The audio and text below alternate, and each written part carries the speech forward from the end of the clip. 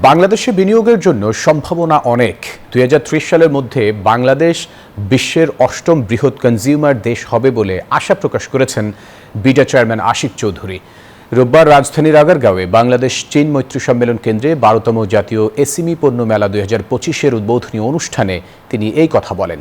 তিনি আরও বলেন, ব্যাংক গ্যারান্টির মাধ্যমে ক্ষুদ্র উদ্যোক্তারা রপ্তানি খাতে যুক্ত হতে পারবে, তবে ঋণ পাওয়ার ক্ষেত্রে ক্ষুদ্র মাঝারি উদ্যোক্তাদের অনেক চ্যালেঞ্জ পেতে হয় বলে অভিযোগ তোলেন তিনি আরও বলেন, সরকারের কাছে সেবা নিতে এসে দুর্নীতির শিকার হলে সেখানে ব্যবসা বাধাগ্রস্ত হয়।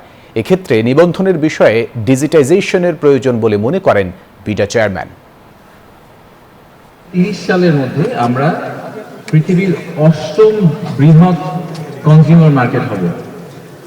যুক্তরাজ্য, যেটা নিয়ে আমরা ছোটবেলা থেকে পড়ালেখা করে এসেছি, আমরা ব্রিটিশ এম্পায়ারের অংশ ছিলাম এক সময়, সেই যুক্তরাজ্যের যে দেশীয় মার্কেট, লোকাল মার্কেট, সেই মার্কেটের চেয়ে আমাদের বাংলাদেশের লোকাল মার্কেট বড় হবে 2030 সালের মধ্যে।